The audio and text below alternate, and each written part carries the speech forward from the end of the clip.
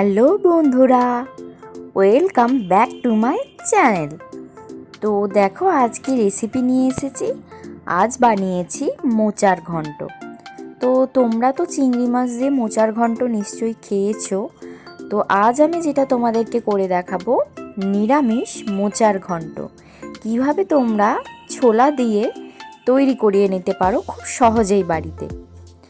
তো দেখো, এখানে আমি মোচা, আলু আর ছোলা তিনটেকে একসাথে সেদ্ধ করে রেখে দিয়েছি। সেদ্ধ করার সময় একটু নুন আর হলুদ দিয়ে সেদ্ধ করে নিয়েছিলাম। ছোলা মানে তোমরা বুঝতেই পারছো, ভেজানো খাওয়ার ছোলা। আর এখানে দেখো কি কি নিয়েছি। আদা, জিরে, লঙ্কার পেস্ট নিয়েছি। এখানে শুকনো লঙ্কা দিয়েছি আমি। আছে নুন, ধনে গুঁড়ো, দুটো তেজপাতা, আছে 5 ফোড়ন, আর আছে হলুদ। আর এদিকে দেখতেই পাচ্ছ মোচাটা। তো কড়াইতে প্রথমে আমি সরিষার তেল দিয়ে তার উপরে দিয়ে দিলাম দুটো তেজপাতা। তারপরে আমি অ্যাড করলাম ফোড়নে 5 ফোড়ন।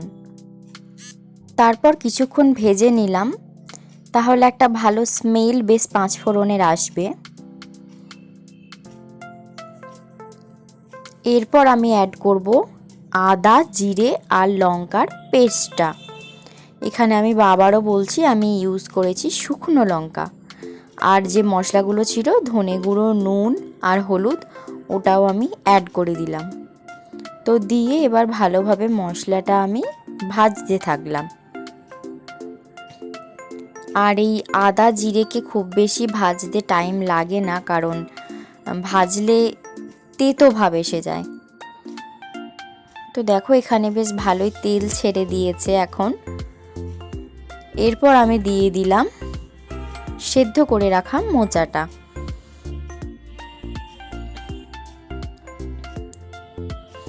তো এরপর ভালো করে আমি মোচাটা মশলার সাথে কষতে লাগলাম। মোচা তো খুবই উপকারী একটা জিনিস, তোমরা তো সবাই জানো। মোচা খেলে গায়ে রক্ত হয়, ওতে আয়রন থাকে, খুবই ভালো। আর আমি মোচা খেতে খুব পছন্দও করি। এরপর দেখো, এখানে সামান্য আমি জল অ্যাড করলাম। তো আবারও ভালোভাবে একটু নাড়াচাড়া করে নিচ্ছি। এরপর আমি একটু ঢেকে দেব।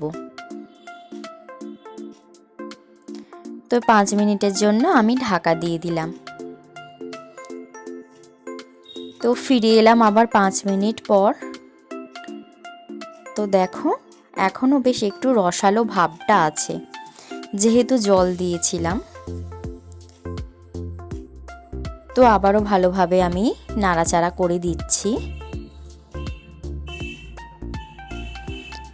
সেদ্ধ এমনি প্রথম থেকেই করা আছে, সেহেতু খুব বেশি যে সেদ্ধ করতে লাগবে সেটা না, কিন্তু তবুও তো একটা টেস্ট আনা দরকার, তাই না?